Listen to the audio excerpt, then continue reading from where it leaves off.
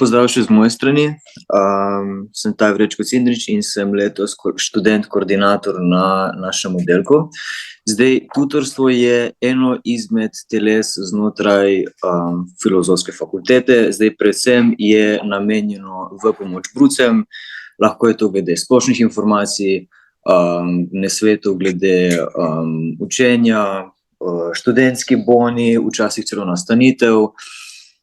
Na tej točki dobesedno vse, kar potrebujete za uspešen prehod iz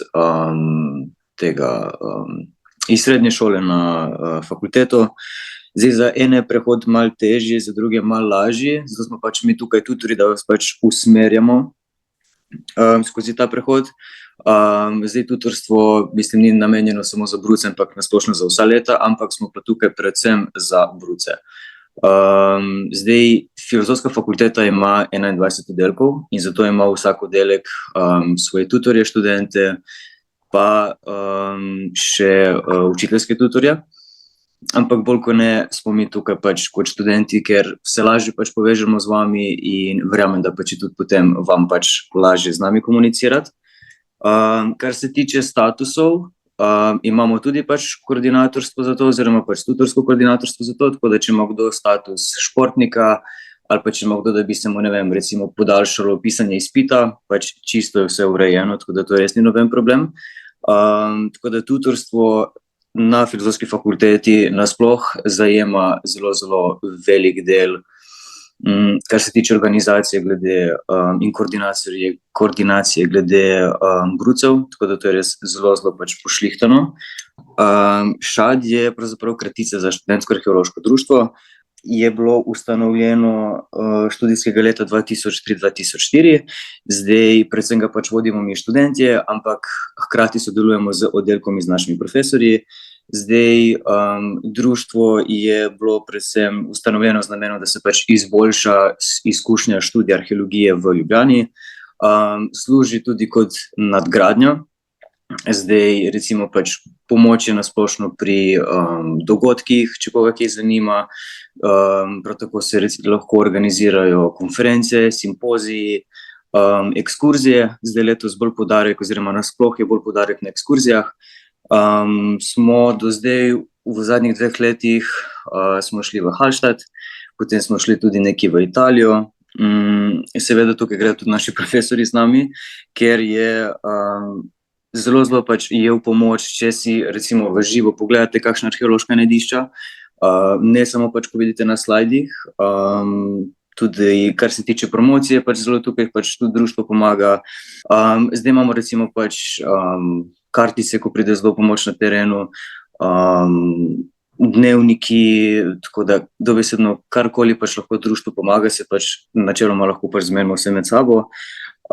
Kot rečeno, konference, simpoziji, tudi recimo obveščanje glede študentskega dela, kar prije zelo, zelo prav, ker izkušnje so zelo pomemben del tega študija. Ja, imamo tudi svojo študentsko oziroma revijo, ki se kliče Profil.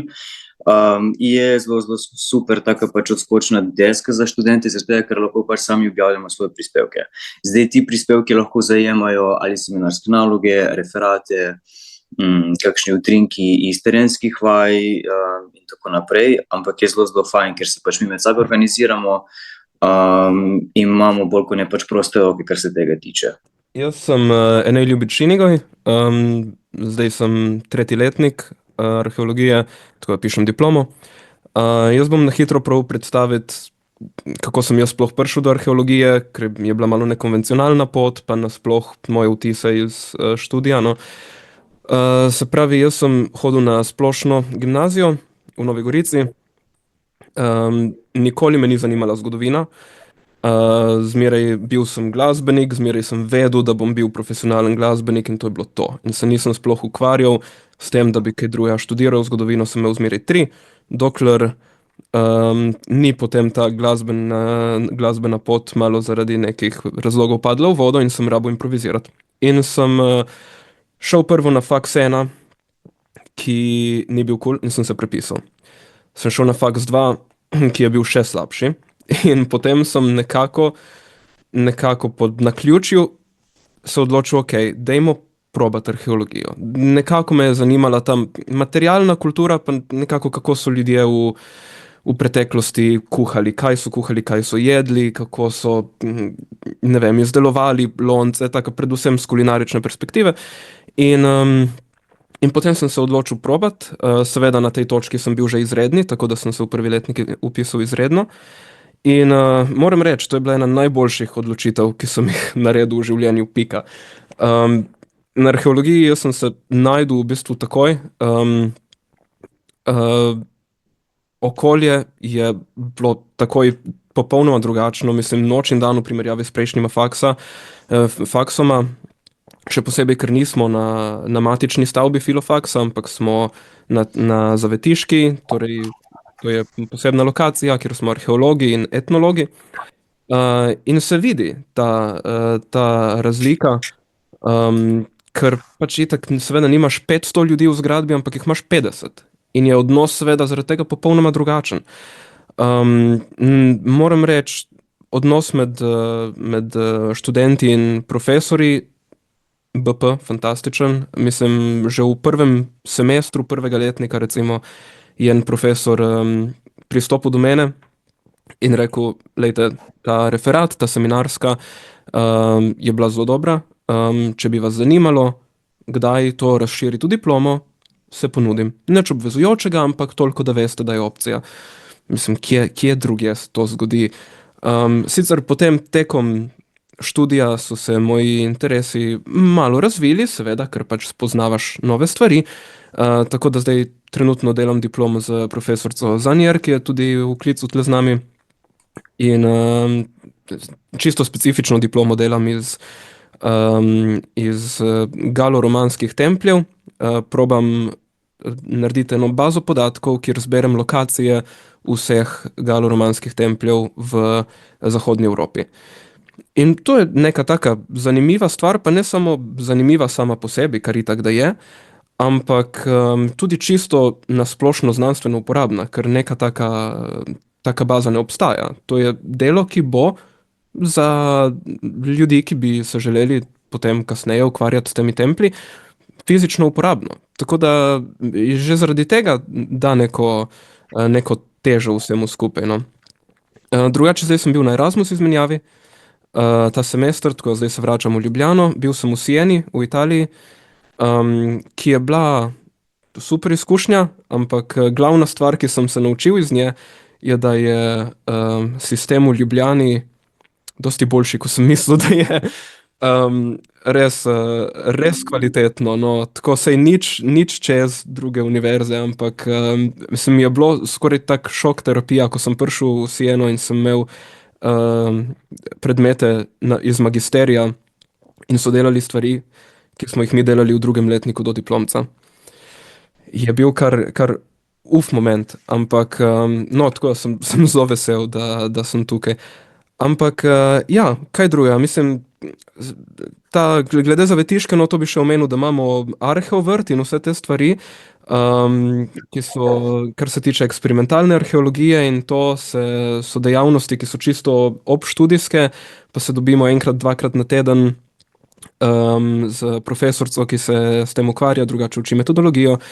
In imamo svoj, ko sem rekel, arheovrt, kjer sadimo te razne zgodovinske sorte, pšenice pa tako dalje, pa se potem to požanje naredi v kruh in cel ta proces vidi. Tako, to je super, to je tudi plus te lokacije osamele. In na koncu vsega bom zaključil s tem, no, da bom rekel, da kljub temu, da je študij tako kvaliteten, kar res je, še posebej v primerjavi z drugimi, imam še zmeraj večino časa za glasbo lahko. Tako da vzemite z tega mojo toplo priporočanje tega študija, ker mi je pomagal me spraviti nekam do neke točke, kjer lahko rečem, da z veseljem grem na faks. No. To je točka, za katero si nisem mislil, da jo bom jaz lahko kdaj dosegel. Tako da hvala arheologija za to. Eno vprašanje je zate. Zgleda, da nekdo sprašuje, kaj vam je najboljši del študija arheologije? Tako, študij je precej sistematiziran v tem, da ti da že v prvem letniku splošno podlago, tako kot je profesor Novakovič že prej predstavil, splošno podlago iz vsakega obdobja nekaj. Da se na začetku že lahko spoznaš, ok, to zgleda približno tako, to zgleda približno tako, in se potem lahko odločiš, specializiraš že precej zgodaj, v kaj bi te potem na dolgi rok bolj zanimalo se posvetiti. No? In lahko iz tega nekako dobiš nek grounding, no? Da ti ni treba cel dodiplomc recimo se spraševati, kaj a bi Rim ali bi Neolitik ali bi... Ne? In ti da potem tudi možnost dihati na tistem področju. Ampak če moram zbrati eno stvar, ki bi mi rekli, za katero bi rekel, da je najboljši del, bi rekel to, da so profesorji dostopni. Bi rekel to, da pač, če imaš vprašanje, greš do profesorja, se pomenita zelo človeški, zelo taki, nobenega ni, ki bi vihal nos, ki bi zafrkaval. Tega res, to moram potrkati, to je fantastično. A bi rekel, da je študij arheologije zelo zahteven? Ne.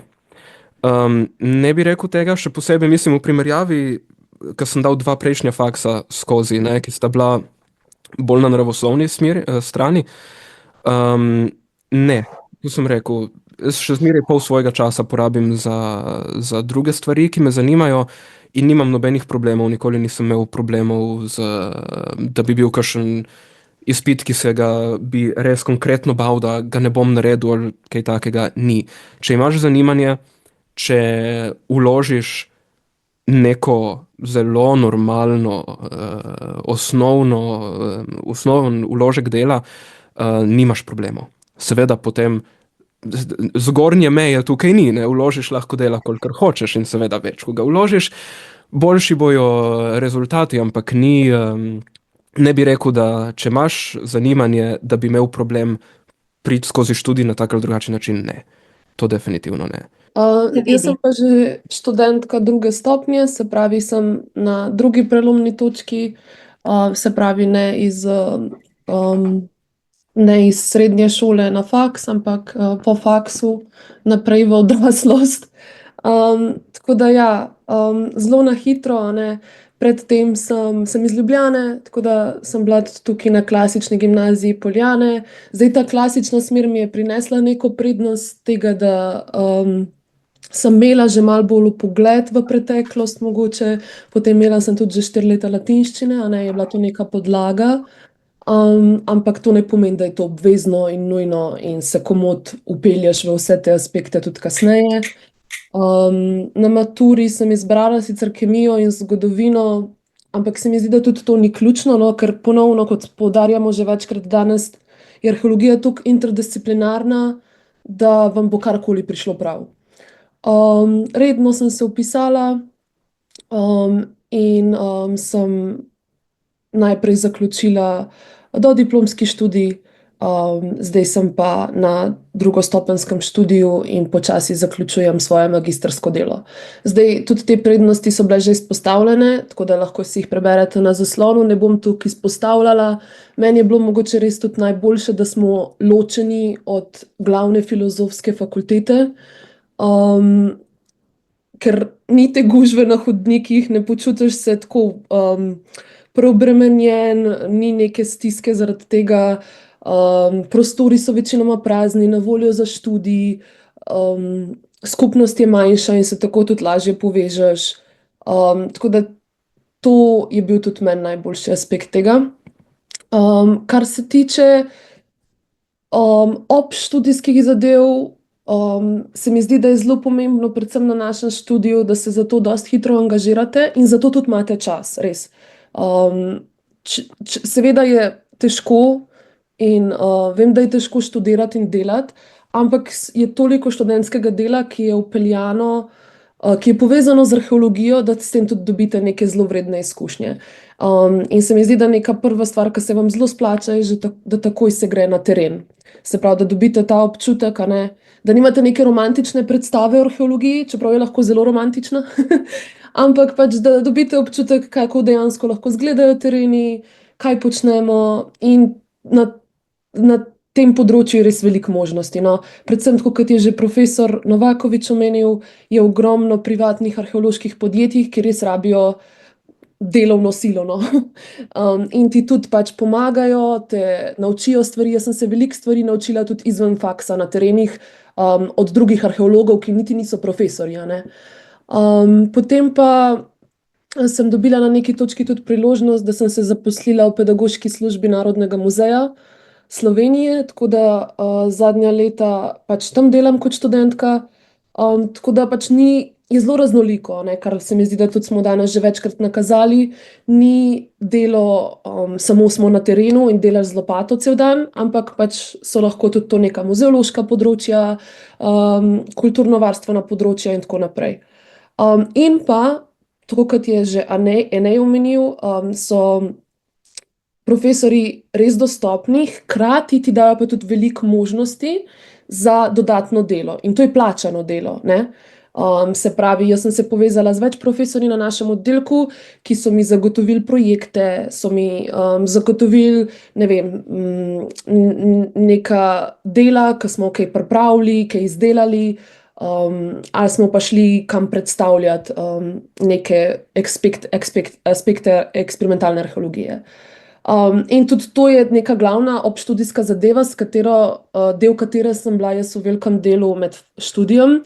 To je ekspertek, ki je že bilo večkrat omenjeno, dobivali smo se študenti vsak teden. Zdaj čez zimo je malo zamrlo, ampak spet računamo spomladi, da bomo to zaštartali, tako da lepo vabljeni. Bo objavljeno na določenih socialnih omrežjih in tako jih pol pokažem. Delamo z vsemi materiali, predvsem je v ospredju glina. Zadnje čase smo se tudi osredotočili na kamena orodja, kar smo ugotovili, da je kar zapleteno, tako da tle se še trudimo. Določene študente tudi zanima, smo šli tudi v smer kosti, tako da pač res vsi materiali, ampak v ospredju je glina, najlažje je z njo delati, dobi se v naravi, a ne. Tako da cel proces od prečiščevanja, gnetenja gline do izdelovanja svaljkov, prostoročno delanje posod. Na vretenu smo tudi poskušali, ampak prostoročno je tisto, s čimer smo začeli, in potem neki končni izdelki, ki pa pač je ključno, da smo jih potem pripeljali tudi do končnega izdelka keramičnega, da smo jih žgali. Naredili smo lastno peč, lončarsko, ponovno prednost osamele lokacije, imamo travo, imamo prostor, kjer lahko počnemo svoje stvari in lahko tudi kurimo, če obvestimo gasilce. Tako da smo kurili že v peči in pa v kopi. Kopa je pač, da skopljaš jamo v luknjo, pokriješ z nečem in kuriš tam noter. Zelo preprosto rečeno. Tako da ja, to so neki izdelki naši izpred prejšnjih let, žgani.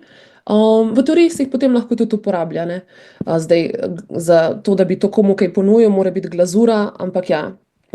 Tudi delali smo različne izdelke za različne projekte, to so ropotulice, narejene po z enega arheološkega najdišča. V bistvu so noter take majhne glinene kroglice in potem to ropota.